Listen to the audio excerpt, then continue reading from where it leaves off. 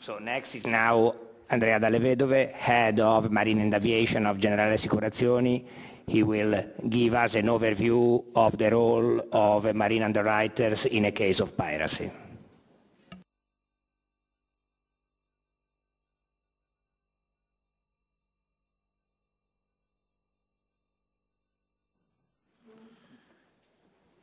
Okay, good afternoon.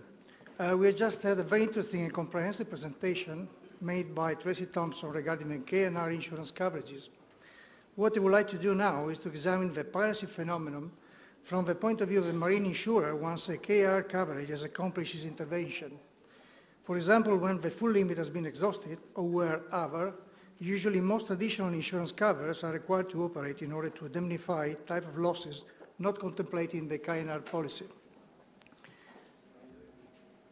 General average is now generally accepted by both hull and cargo interests as a fair way to treat payments made by the ship owner in order to secure the release of the vessel and cargo, even if sometimes a careful approach should be taken by insurance in order to comply with local laws and regulations which can affect and limit insurance intervention.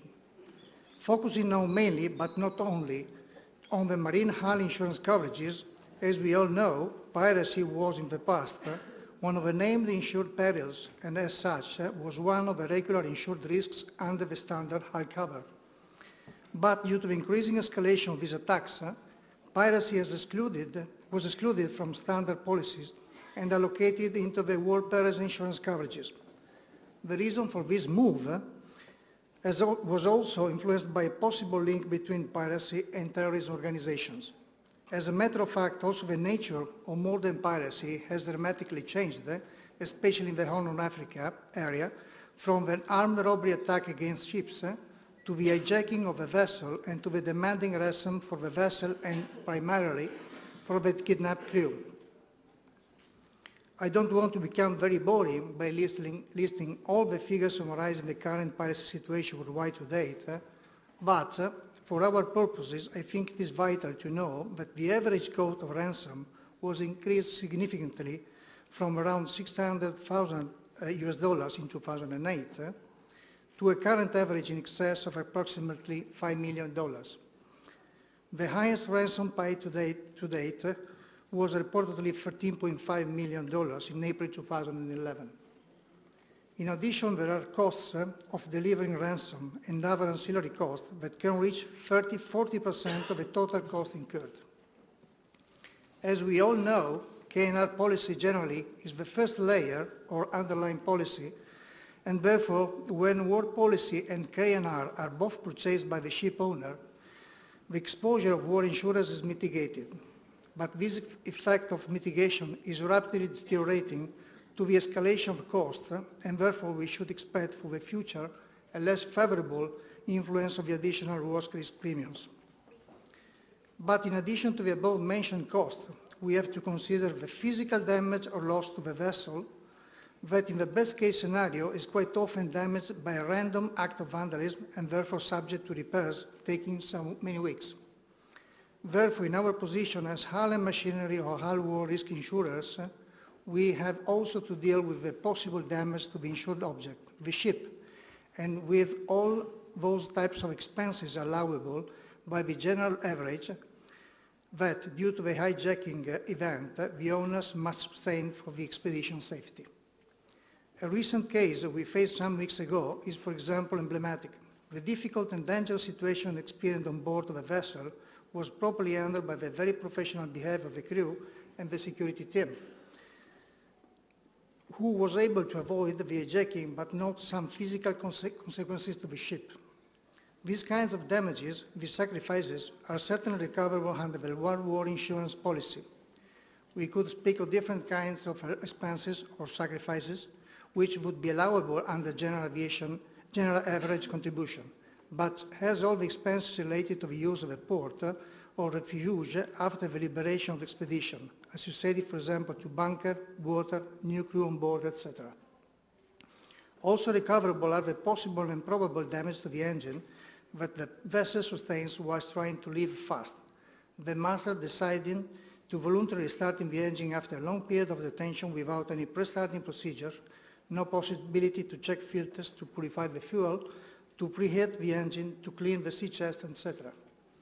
As you can see, simply taking into consideration very basic aspects associated to a piracy event, we have been able to highlight some important issues that have to be evaluated step by step, also by the insurance coverage point of view.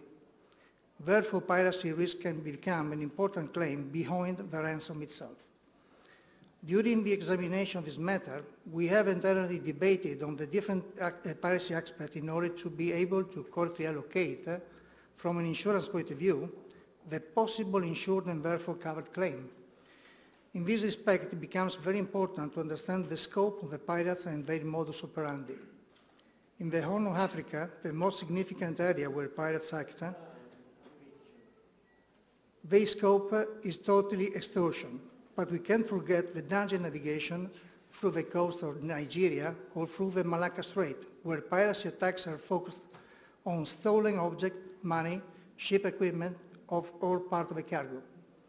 Another very important aspect of the event is that during the detention, the insured items, cargo and ship, are at risk themselves, also for aspects not related to the piracy act itself.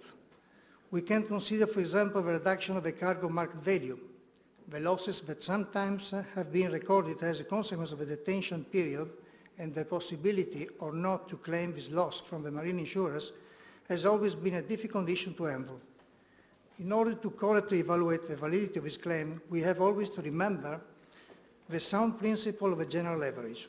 And sorry for listing now this very basic concept well known to all of you.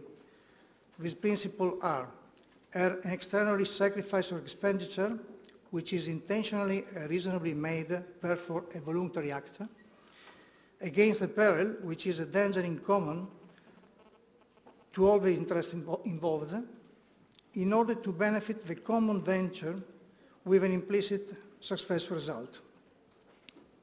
For all the reasons, you can easily understand how difficult it can become to coordinate all the different interests involved in a piracy case: ship owner, cargo owner, charterers, K&R, hull and machinery, hull war, cargo, loss of hire insurers, etc. Unfortunately, we do not have a sort of perfect guide to share with our insurers on how to manage such a situation.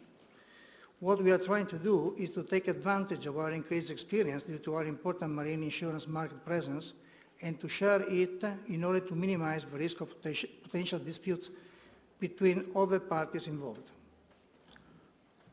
Nowadays, we also identify a possible additional source of concern in the use of armed guards. We do appreciate that the shipping industry is facing growing threat coming from piracy in the Gulf of Aden and Indian Ocean. We also understand that military operations are incapable of providing complete protection. This is the reason why the shipping industry is pressing government in order to get a common and coordinated approach to the deployment of guards or military personnel with self-defense duties on board the merchant ships sailing in danger zones. It seems certain that these initiatives of self-defense have been proven to be effective counter-piracy measures, and that no ship has been captured by pirates or she has been released immediately after the event. But we are worried that the use of armed guards may lead to an escalation of violence, especially nowadays that the use of pirated mother ship is increasing and is providing a platform to a direct attack to another ship. This event has already partially occurred and firefights have already taken place. We have already seen that the pirates are extremely adaptable to new challenging scenarios. For this reason, we strongly recommend and require a careful approach to the selection of a private security company. The current proliferation of private maritime security companies that offer armed guards for ships makes this choice very difficult.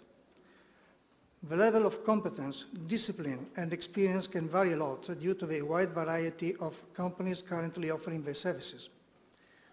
We obviously recommend that the guidance provided by IMO with its Circular 1405 be adopted, and that the solution of these armed teams on board the vessel are not an alternative to the proper adoption of the best management practice program. Many thanks for your kind attention.